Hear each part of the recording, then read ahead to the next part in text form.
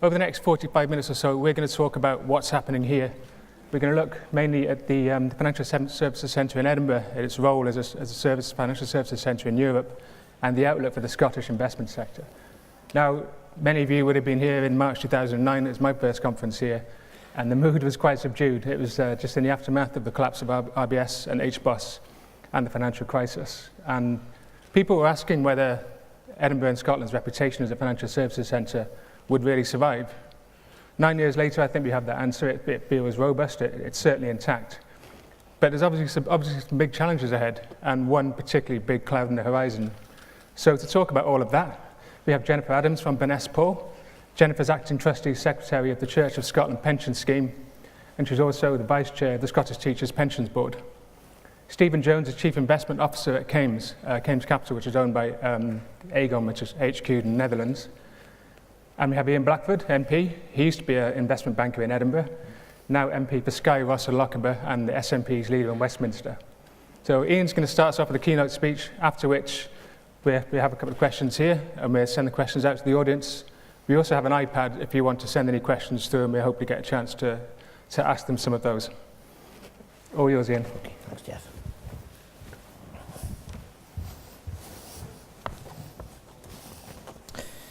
Thank you, Jeff, for the words of introduction and welcome. It feels slightly strange for a couple of reasons. One is because this is, although I live in Skye, this is the city that I grew up in, and having spent as long as I did in the financial services industry, so it feels a little bit about coming home. Financial services plays a large and key part in the Scottish economy, generating jobs and wealth. It is estimated that around 100,000 people work in the financial services industry in Scotland, with perhaps a similar number employed indirectly. The sector generates around £8 billion for the Scottish economy, accounting for 8% of economic activity. In terms of fund management, over £800 billion of assets is managed from Edinburgh. Fund management is a sector that has its roots in the growth of the investment trust and the insurance sector. The insurance sector is the older of the two, driven by growth in the marine and the life sector. The life sector was actually developed by two clergymen, Wallace and Webster, with the launch of the Scottish Ministers' Widows Fund in 1748, with Scottish widows being established as far back as 1815. Scotland was a pioneer in the development of the investment trust industry. The first Scottish American Investment Trust was established in Dundee in 1873, established to finance the growth of American railroads by Robert Fleming. In these pioneering days, Scotland was very much at the forefront of innovation in financial products, and whilst being innovative, the industry developed a reputation for trust and dependability. In the days prior to much of the regulation that we have today, the calling card of Scottish financial institutions was a strong one. Although now acting as a public servant, as an elected politician, much of my own career was spent in the financial services industry. I was both a fund manager in London with Mercury Asset Management before becoming a broker with Smith & Newcourt, UBS, then NatWest Markets and its successor companies. I then went on to serve as an investor relations director with two Dutch multinational companies. I would perhaps contend that the breadth of my own work experience is some of the value in the role that I now play as a public servant. I use the term public servant for an MP as that is precisely what you are, and I would argue that there is something special in particular about being a Highland MP with the expectation that you're there to represent all your constituents, and the voters of course will not be slow in reminding you of your obligations. Much has changed since my early days of seeing clients in Edinburgh. Back in the 1980s it was largely still the case that the fund management companies had offices around the four sides of Charlotte Square, and the life companies were at the opposite end of George Street and St Andrews Square. A particular delight used to be for what would be an annual visit to Dundee to visit Alliance Trust. I quickly learned that such a visit would not so much based on a normal time slot for such a visit. The then European fund manager was Alan Young, an extremely distinguished and knowledgeable gentleman who it was always a privilege to spend time with. I was at the time a country analyst covering the Netherlands, and I began to realise that Alan would use the meeting to review just about every major listed company in the Netherlands. As the meeting continued, you knew that you would get to the point that lunch would be offered on the expectation that you would accept the kind offer. Discussion of the Dutch financial market and perhaps other matters would continue long into the afternoon. There might just about be time to squeeze in a visit to General Accident over in Perth, but the day would be pretty well over. In truth, it was a pleasure to spend time with Alan, but that would be the day virtually taken up. There are many what we would call characters that were active in fund management in Scotland at that time. John Laurie of Scottish Provident would be another one. Always courteous, always polite, and as an analyst, that you feel that with John that you were making great progress, putting across your latest great idea, invariably to be met with the response, I think I'll just sit on my hands. I perhaps have to admit that there was at that time a cosy atmosphere amongst many in the industry in Edinburgh. There was a sense of expectation that clients would gravitate towards the Scottish financial institutions. Complacency to an extent had set in, and perhaps the cutting edge which was necessary to succeed was not always self-evident. Perhaps relying on hard-won reputations meant that there was a lack of drive to a certain extent. In a global industry of today's financial world, location alone is not the only determinant of delivering success. If I reflect on my own time at NatWest Markets in Edinburgh, a successor company to what had been a well-respected Scottish stockbroking company, Wood Mackenzie, we saw ourselves as addressing the firm's global client base. At that time, being external number one rated was felt to have meant something, and there was a sense of achievement that the Edinburgh office then of NatWest had as many as 8 number one rated financial analysts, with only one being represented in London. Ladies and gentlemen, it was not the location that was the driver of that achievement. It was the ability to attract talent to come and work in Edinburgh that was the key determinant. And I would argue that the success of fund management in Edinburgh today and its future success will to a large extent be based on that ability to attract the best in the industry. And I would say to all of you here, perhaps some of you that may be visiting Edinburgh for the first time, that it's a fantastic place to live and work. The quality of life in Edinburgh and indeed in Scotland is extremely high, with an excellent academic sector, an excellent education background. And I would encourage individuals and institutions to think about the attractions that Edinburgh can offer as a fund management centre. Fund management will be a cornerstone of financial services in Scotland. It's a sector that will be a key driver of our growth and prosperity over the coming years and decades. As politicians, we have a responsibility to make sure that that environment that you all work in is one that fosters the delivery of continued growth for the sector. There are challenges that affect us all, not least the changes that will happen as a result of Brexit, a subject I will return to shortly.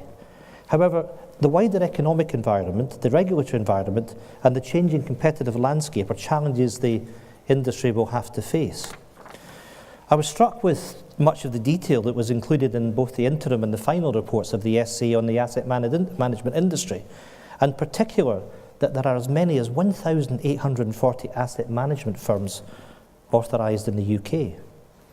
There is a question as to how the potential scale of consolidation that may take place in the industry, and of course we've recently witnessed the merger of Aberdeen and Standard Life as an example here, as well as the likes of Janus and Henderson on a cross-border basis.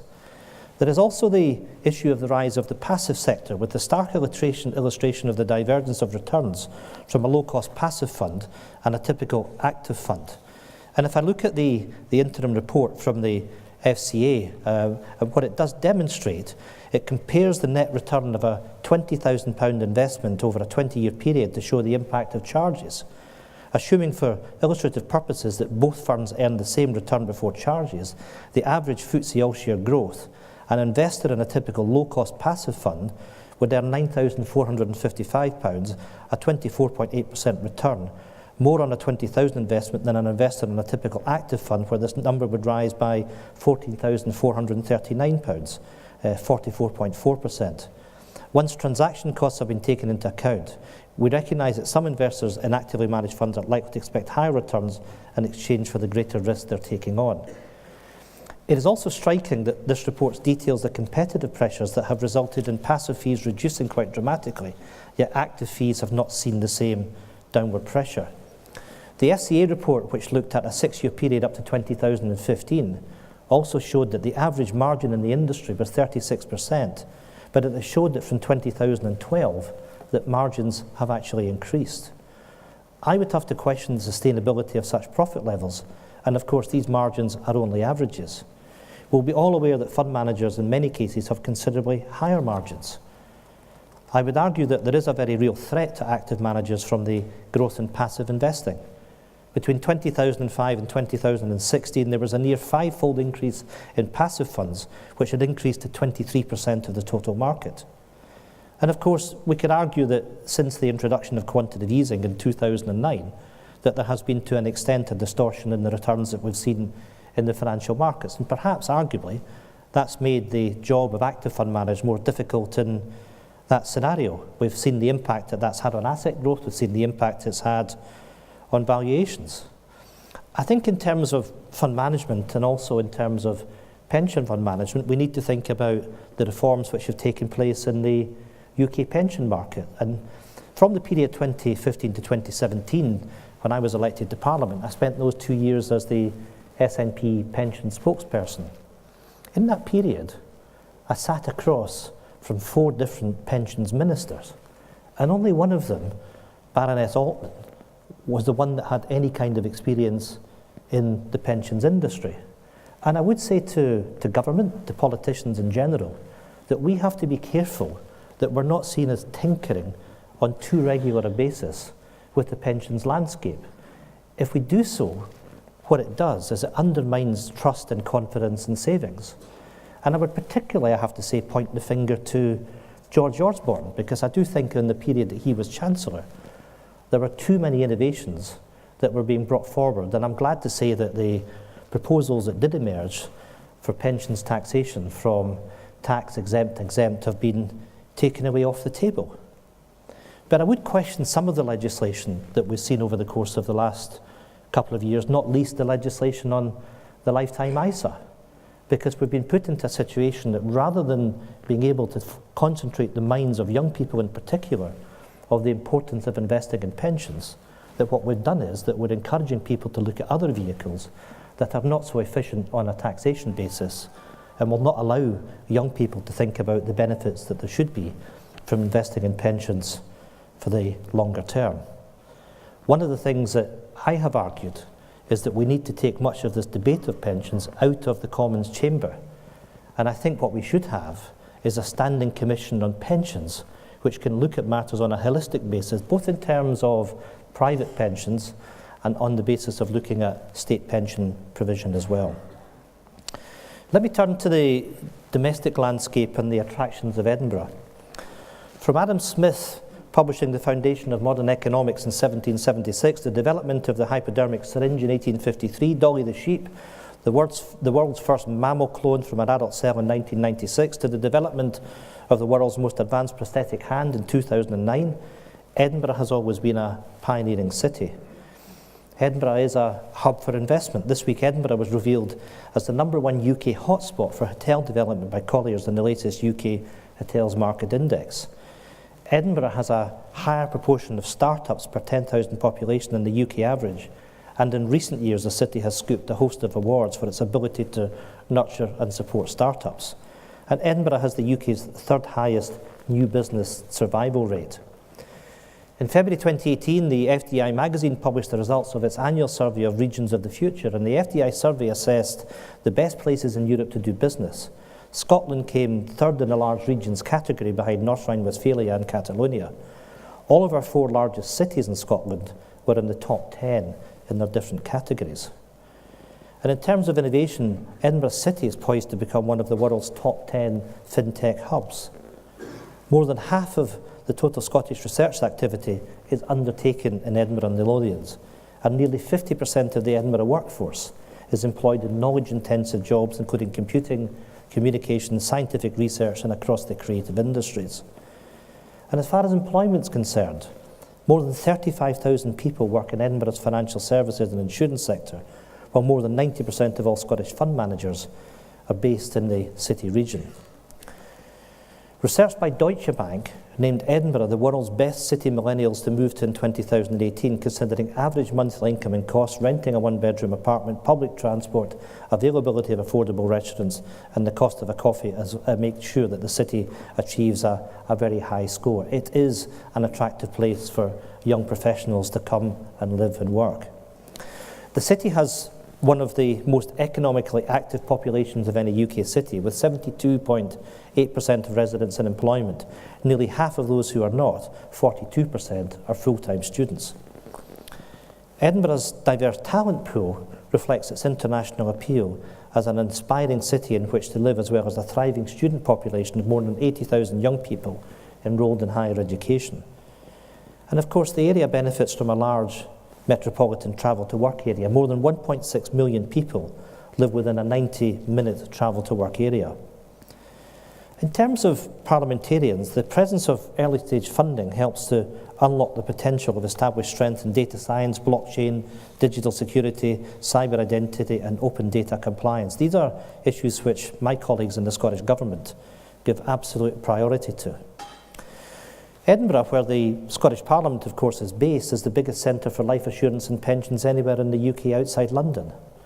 It is therefore poignant that the Scottish Parliament be the beating heart of protecting these financial services that are important to our economy. And of course, Stirling is the 7th biggest centre for life insurance and pensions, where Aviva has a major base. The Scottish National Party Scottish Government is determined to create an environment where both new and established companies can thrive. Edinburgh and Scotland is open for business.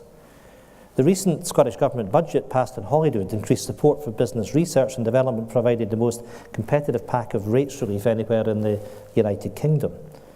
In the last year, the Financial Services Advisory Board has been instrumental in establishing a new industry body, FinTech Scotland. It is receiving financial support from the Scottish Government and has set high ambitions, aiming to make Scotland one of the 5 most important centres in the world for FinTech by 2020. I guess I can't stand in front of you today without returning to the theme of Brexit. Something for us as politicians, and I think for you as an industry, is an ever-present subject for debate. Ladies and gentlemen, our financial services industry provides a good illustration of why remaining in the single market and customs union makes most sense.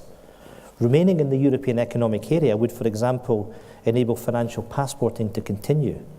The financial services sector also benefits hugely from the skills and hard works of EU migrants.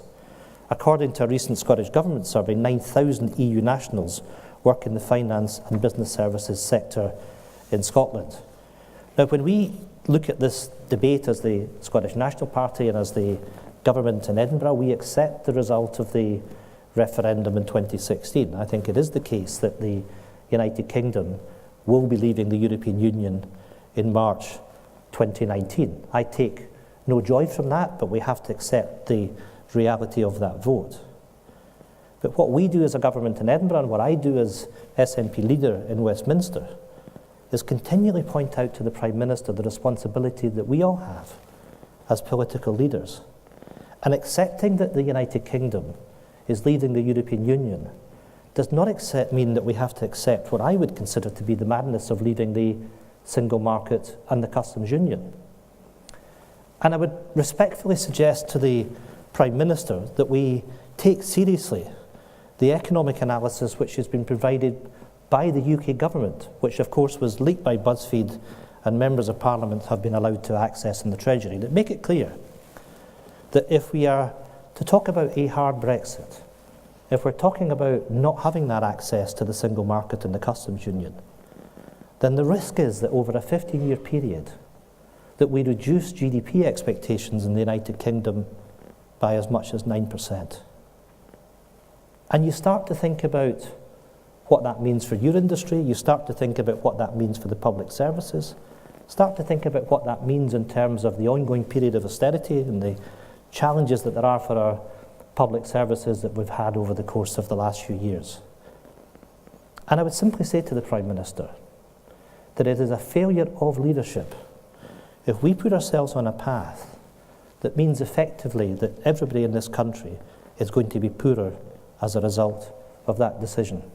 And that is why, as the leader of the Scottish National Party, that I've been working with Vince Cable as the leader of the Lib Dems, with the Greens and with Plaid Cymru, in putting together a body in Parliament that is seeking to build a consensus on the basis of the need and the desire to stay within the single market and the customs union where there is no other decent, realistic alternative. And when I meet with your colleagues in the industry here and in London, it is very clear to me all the work that you're having to do to prepare for the consequences of Brexit, of having to put in plans that are based on the basis you may not have the benefits of the full access that you have today to the single market. And it is sheer irresponsibility to turn your face against the consequences of crashing out of the single market. Now, of course, this month, in the month of March, we know that agreement should be reached on the transition deal. I hope that that is something which is brought back to Parliament. And we know that the European Union are insisting that the UK has to remain within the single market. The customs union are aligned to the ECG over the period of that transition. And I think we have to recognise the challenges that there are there to get to a position that there is agreement between the United Kingdom and the European Union by October of this year, and we'll have to see what will happen. But one of the things I want to do in conversation with our European colleagues is to keep the door open to that transition period being extended beyond the end of 2020 if we need to. Because it's very important that you as business managers, as fund management companies, as financial services companies, can retain that access until we have a realistic deal that we can put on the table. Now, I want to finish with the impact that this has on the government in Scotland and our own position as well, because we're going through a period at the moment, as you'll know, that the withdrawal bill is going through Parliament. It's currently sitting with the House of Lords. And there's a very particular issue which concerns us, many issues that concern us on that withdrawal bill, but in particular, the impact on the devolution settlement.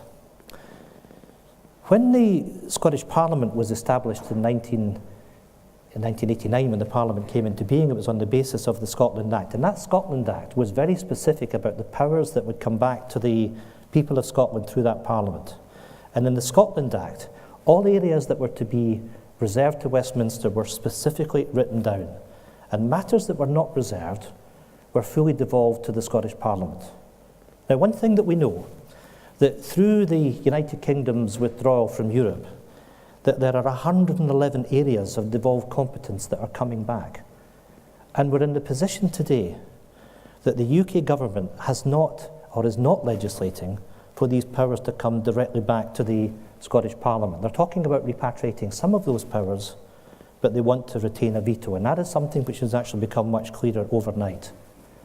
And I have to say to colleagues in the government in London to be very careful as to what you're doing. Because if you're not passing these powers back to the Scottish Parliament, then you are interfering with that devolved settlement, not just as it affects Scotland, but as it affects Wales and it affects Northern Ireland. And we cannot, as a Scottish government, accept that these powers will be pulled back from our devolved institutions, that there is a power grab. And it gives me no joy to say to you that as a consequence of that we cannot be in a situation that the Scottish Parliament is giving legislative consent to these affairs. Now, from one point of view, the UK government can take the view that constitutionally, legally, that they don't have to take into account the lack of a legislative consent motion. They can push ahead with that. But it undermines the very principles of devolution. And the last thing I'll say to you is what the Prime Minister has to recognise through all of this is that having gone to the polls last year and not getting the result that she expected, to come back with a minority government, it's incumbent on all of us at this time that we work together. And I asked the Prime Minister to respect the situation that the people of Scotland voted to remain in Europe by 62% to 38%. And what we cannot do as politicians is stand back and allow Scotland to be ripped out of Europe and to be ripped out of the single market and customs union, and not allow the people of Scotland to have some say in their future and in their destiny. Thank you very much.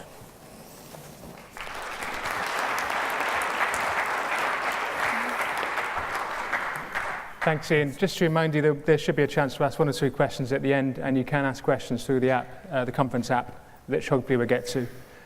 First, I'd like to ask Jennifer. Ian was talking a lot about the talent in Edinburgh and the importance of attracting talent to Edinburgh. But it's also about the specific, I imagine from a public sector pension scheme perspective, the specific skill sets that you need, the kind of people that you need up here. And I'm thinking in particular about the end game for DB pensions. And what are your needs and requirements in that area? Yes, I think obviously Ian made good points about the talent within Scotland, and actually being a Glaswegian, I would say it's not just Edinburgh, it's Glasgow as well. So it very much from a trustee perspective, I think we're very well served for great quality advisors. Up in Scotland, there's lower overheads, cheaper staff costs, so I think that comes through in cheaper advice, but the quality of the advice is still there. And there's no doubt from a trustee's perspective, it's good to have advisors locally, if you possibly can. I do think, though, we are in a bit of an evolution in final salary pension schemes. So many schemes are closed. Obviously, most are closed to new members, a lot are closed to future accrual. So it's actually managing that end game for DB pensions, which I do worry that we might lose the expertise of DB administration, people who are actually going to be there to see schemes through to the end. So I think that's perhaps the area where we'll see difficulties a few more years down the line. But at the moment, I think as trustees, we're well served by Scotland, and I think Glasgow and Edinburgh do attract good people. Yeah, and I suppose there are risks that are facing the industry generally across the UK. Are there particular risks facing public sector schemes in Scotland, specific risks, political or otherwise? I suppose in terms of the public sector, obviously it's funding, it's government funding available. I think in terms of the actual advisors and quality of the systems and keeping things going for members, I think it's the same pool of talent that's available. Okay. Stephen, I'm interested in your perspective as someone employed by the Scottish-based investment house owned by a very global-facing company that's based in the Netherlands. What's the perspective of Kames on Scotland's future as a European financial services centre and what it needs to do to maintain that position? We have absolute commitment to Scotland being, one of our hubs for European active investment management. We've been here for decades. We will be here for decades to come. And I can identify a lot with, the good, positive statistics and momentum that Ian talks about and Scottish Financial Enterprise talks about, and as proponents of active management or the service industries around the active management sector that are commonly trotted out. My concern, though, is that we absolutely cannot take any of that for granted. That what we've put in place is just the sort of necessary now that Europe is actively looking at repatriating financial services expertise back to local markets or back into the EU post-Brexit, that within the service industries around back middle office, accounting, settlement, the digitalisation race is going on that is not going to mean that we are able to employ the number of people potentially in those same roles as we do currently. No issue with the present. The past is very well grounded and strong foundations, but the future cannot be in any way taken for granted. So what does Scotland need to get right? I absolutely believe that we've got the correct culture coming from the regulatory base that we've got within the United Kingdom.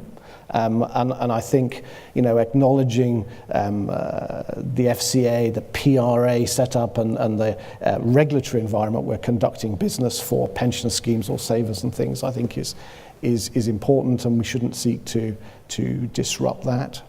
I also believe that being able to grow our own talent, better ties with the education establishments which are world leading and have great business schools and MBA output now and things, that we've got to be very clear about that, and drive an agenda from that about equality, a better mix of people in our industry, because Edinburgh and Scotland will flourish with a sort of distinct culture. Being in Edinburgh and Scotland is a bit of that distinct culture, but we also need to focus in on, providing basically active management out of Edinburgh and Scotland. There's no big passive houses here in reality.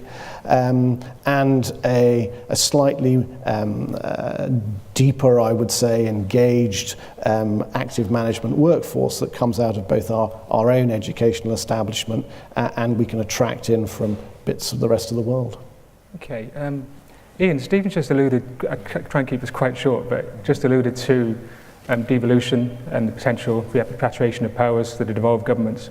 But how do you see how do you think that the UK regulatory architecture needs to change or evolve in its own way? Well, I think one of the important things for the industry is that you have certainty in terms of that regulatory environment, and the last thing that we want to do is to create anything which is going to change that, and quite simply we won't.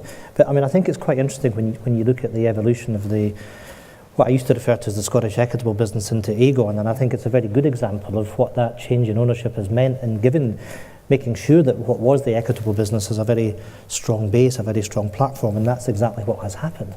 But at the same time, you've seen others that have come into Edinburgh, the likes of BlackRock, the likes of Templeton some years before that. And it's about making sure that people see the kind of things that we've just talked about in terms of that attraction of labour is very, very important. That travel to work area that I referred to, I think, is an important aspect of that, the quality of life that people have here, to make sure the infrastructure supports that. And there's been great developments over route availability, for example, from Edinburgh Airport, and all these things are massively important. I am aware of other financial institutions that are at least considering establishing in Edinburgh, and what we have to do as a government here is to make sure that we're doing everything to create the architecture that encourages investment firms to come and set up here. We need to do all we can to support the industry in developing these jobs, making sure we've got that sustainable growth, to make sure that Edinburgh is seen as a global centre for fund management. And of course there are going to be changes that are going to take place from technology, and I would say perhaps the threats but the opportunities that come out of that as well, because although we've talked about many respects front office, there have also been very important back office developments that have taken place here as well, the likes of Morgan Stanley and so on. So as a government we've got to look at what we can do, and I would say that we have to look also what would be appropriate in terms of reasonable incentives that should be in place for the industry, and something I would say for the longer term, how we look at the taxation system in the ways that we can do in areas that at the margin may make a difference to encourage people to establish themselves here. Okay, that funny enough, we've had a few questions on the app, and there is a theme there. You won't be surprised to hear. So I'm not going to read them all out. I'll read one out that probably covers a lot of them. Ian, do you not think that the SNP's continuing drive for independence will deter international financial talent from coming to Edinburgh? No, that's the last thing in the world that I would want us to do. I mean, one of the things, often people characterise the SNP as banging on about independence all the time. Actually, I think in Westminster over the last 3 years I've hardly ever spoken about it. It's about what is directly in front of us, and of course the government in Edinburgh has to get on to deliver what is often referred to as the day job, and that's exactly what we will do. And one of the things I would say is that I talked about respecting the result in 2016. We absolutely respect the result of the referendum in 2014, but there is one critical difference, and that is that in 2014 we were assured that if we stayed within the United Kingdom that our future as part of the European Union was going to be secure, and of course we know that that no longer is going to be the case. And we did, in our manifesto in 2016, we did ask the people of Scotland when they were voting to give us a mandate that if there was a material change in circumstances that we had the right to have that discussion with the people of Scotland. But I would simply say this to you, I mean, one of the many reasons that I believe in independence for Scotland is because I do not believe that we have satisfied our economic potential when I look in the rear-view mirror. And I would simply say to you that if you go back to the census in 1911, we had a population of about 4.8 million people. We have barely grown over the course of the last 100 years. Now, I'm not blaming anybody for that. That's just the reality of what has happened.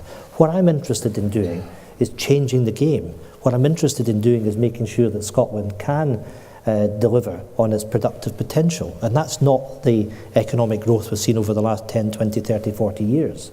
And we need to have that engagement. We need to make sure that Scotland is a destination. And if we are to be successful, we've got to deal in particular with the demographic challenges that we face. And if I give you just very narrowly my own experiences in the part of Skye that I live in Waternish, 35% of the population of Wartonish are over 65. We are facing a ticking time bomb. And we're only going to address that time bomb is if we're able to attract fresh talent. And that's throughout all parts of the country of Scotland, but in particular into the financial services industry. I want to make sure that Scotland is a destination, and we want to work with the industry to make sure that we can help you making sure that that happens. Thanks. We've got a few minutes left, so we can probably take one or two questions from the audience. We've got some microphones around here. Can you just give your name and who the question is directed at, please? You've got one down here.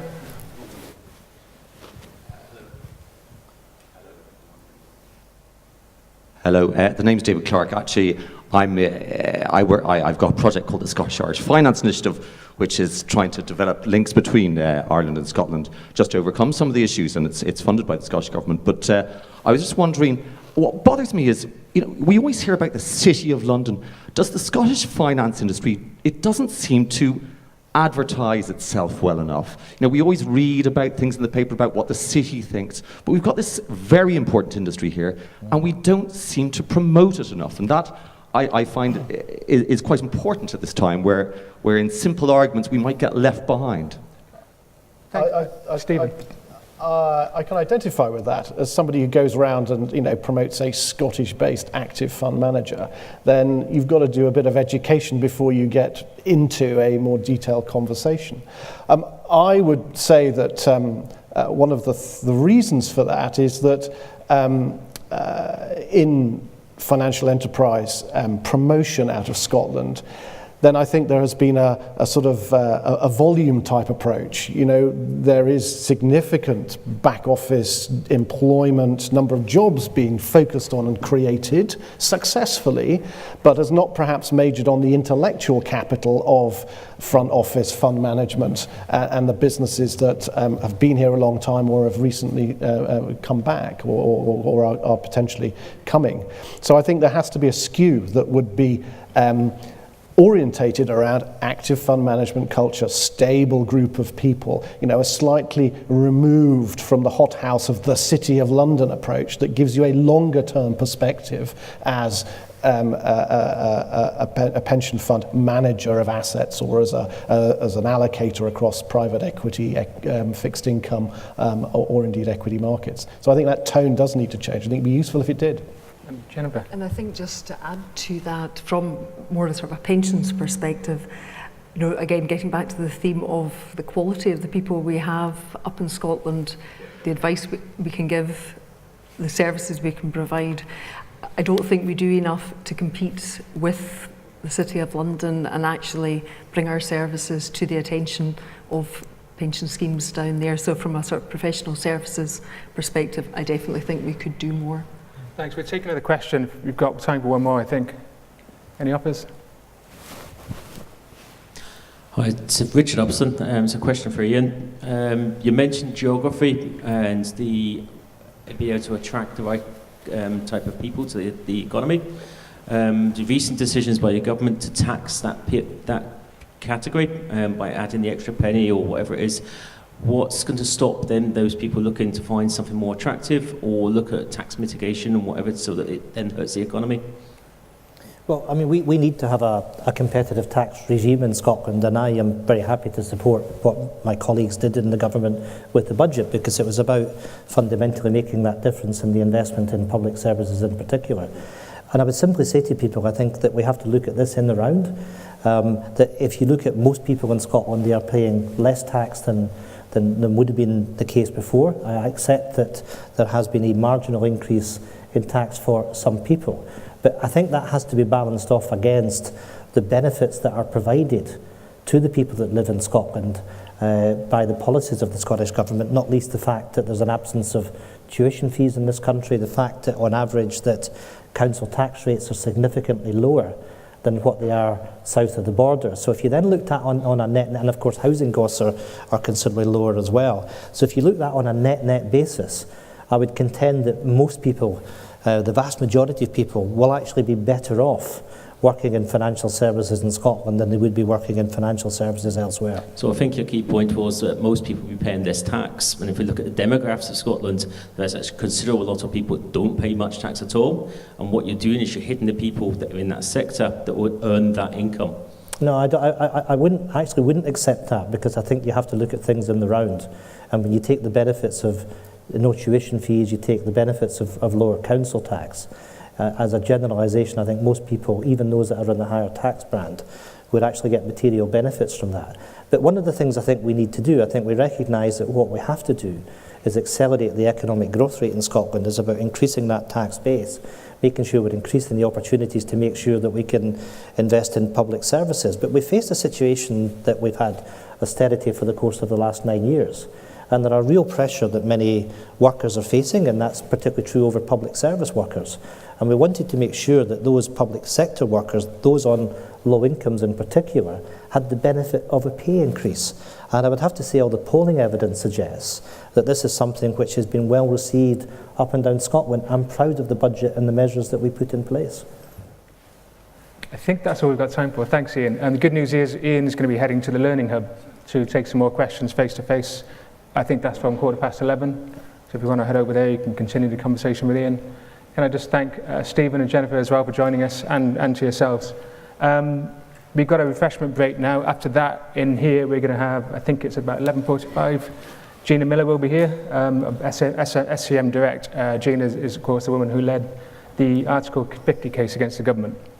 So that's us for now, but thanks for your time.